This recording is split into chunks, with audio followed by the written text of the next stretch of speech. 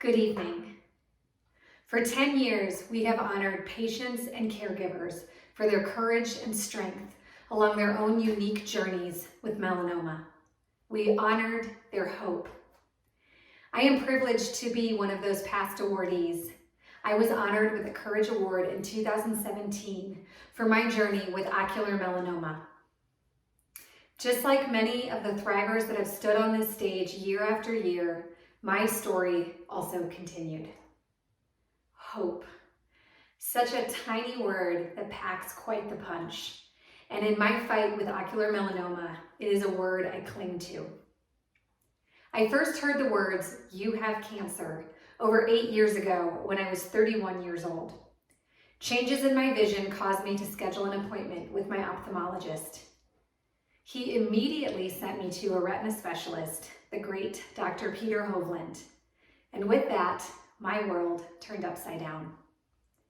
Within a couple of weeks, I was undergoing plaque radiation therapy, a procedure that left me fully blind in my left eye. About a month later, I received the wonderful news that I, not to brag, was a 1A, which meant, based on my biopsy, there was a less than 2% chance of metastatic disease. All the hope that we had put into that biopsy delivered. I was suddenly cancer-free and life was good. After we got through several months of follow-up visits and celebrations of the shrinking tumor in my left eyeball, it was decided, regardless of my 1A status, that I would get liver ultrasounds and chest x-rays every 6 months or so. My first set of tests were in April of 2014, no issues whatsoever. Following my tests in November of 2014, a year and a half after I'd become a survivor, I received a voicemail from my oncologist herself, hours after my liver ultrasound. Didn't she know I was a 1A? I called her back immediately to learn that over a dozen suspicious lesions were found on my liver, and she wanted a biopsy ASAP. If I'm being honest, the fear came in like a tsunami first and foremost, and it pitched a tent. I was afraid of being left alone. I could not walk 10 feet without convulsing in tears. I was petrified. So was my family. We've been down this road. My mom was diagnosed with stage 4 cancer in 1995. She died 2 years later when I was just 15. 2 days after that call from my oncologist, my boyfriend got down on one knee and asked for my hand in marriage. He committed to our future. Future. That word and that request gave me hope. I found myself with a choice. I could cling to that hope, or I could let the fear consume me. I could fear that I wouldn't live to cheers my nephews and nieces on their 21st birthdays or dance at their weddings, or I could hope that I would. My first doctor said we'd get me started on Yervoy, the only FDA-approved drug at the time for metastatic ocular melanoma. She told me it would give me about 16 months. 16 months.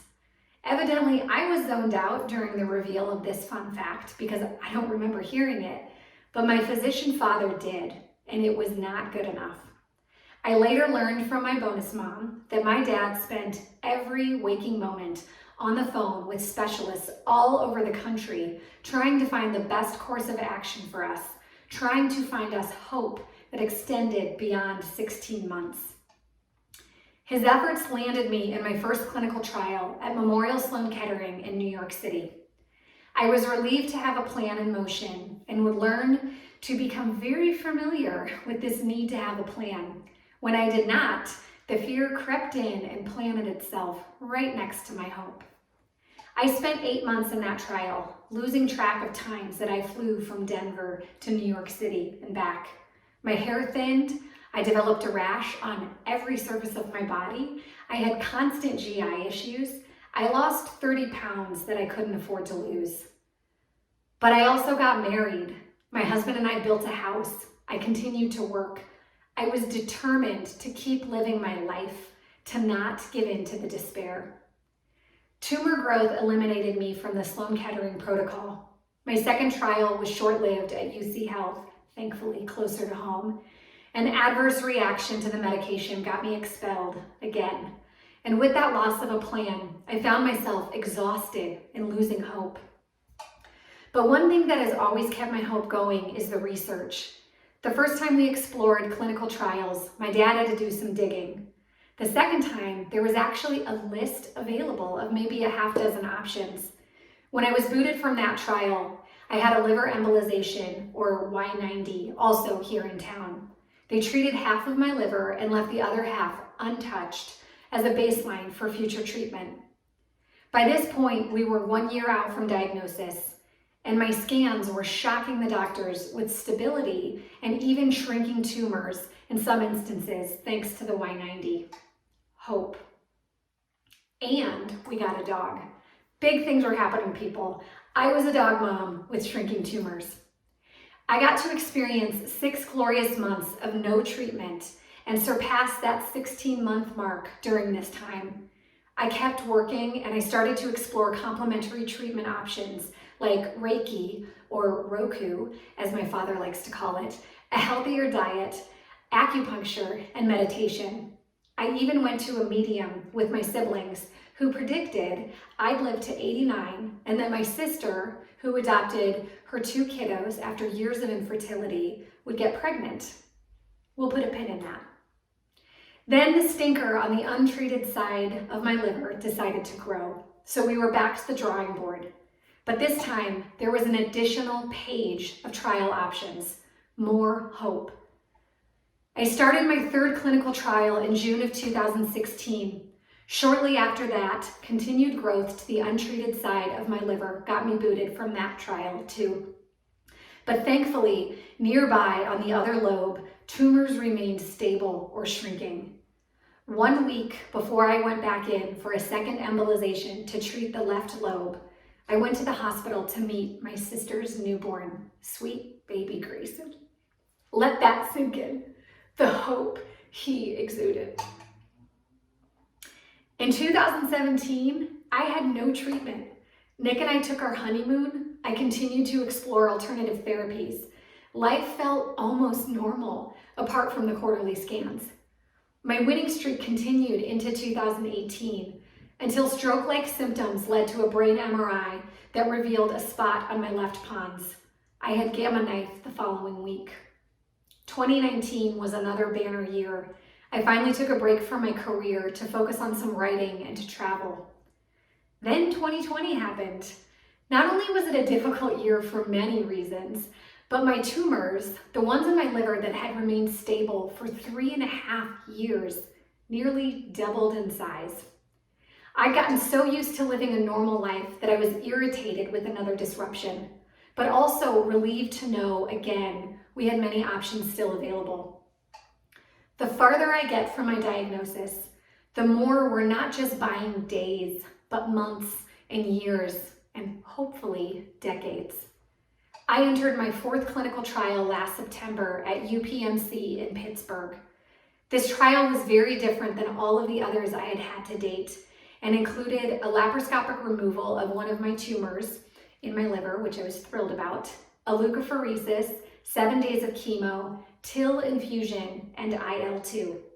TIL stands for tumor infiltrating lymphocytes, and it's essentially harvesting cancer-fighting cells from my tumor and re-injecting it into my body. We saw pretty good results over the last year, and my TIL activity remains very high. But one of the tumors continues to grow, despite showing necrosis in the middle or appearing dead. After my last scans in August, we were floored when my doctor revealed he wanted to surgically remove the remaining 2 to 3 tumors in my liver by cutting me open and taking out 60 to 70% of my right lobe. I was even more shocked when he said, "Katie, we could be rendering you NED, or no evidence of disease, and there's a likelihood it won't come back." This is hope. What I love about the OM network is that it is a small, tight-knit community. When I first met my current doctor in Pittsburgh, he said, "It's so nice to meet you, Katie. I've been following your case for years." I was flattered until I gave it more thought. But seriously, our doctors from Denver to New York City to Philadelphia to Houston to Pittsburgh are plugged in. They are discussing our cases. They are working tirelessly so that when we end up back at ground zero, we have more options to explore. This is all made possible through the amazing research of organizations like the Melanoma Research Foundation. Last Friday, my doctor performed the surgery, and I am pleased to say that for the first time since 2014, I have no evidence of disease. I don't know what the future holds, but I do know it holds hope for me and for all of us fearlessly fighting this awful disease. Each person that has stood on the stage for the last 10 years battling cutaneous or ocular melanoma represents courage and inspires me. These individuals give me the strength to keep pushing forward even on the hardest days. Through phone calls, texts, and wine dates, we talk each other off the ledge on our hard days. We make each other laugh when we need it the most, and we embrace when we have good news to celebrate or tough news to swallow. The Courage Awardees are my warrior friends and my greatest source of hope. They are my hope. They are your hope. Thank you.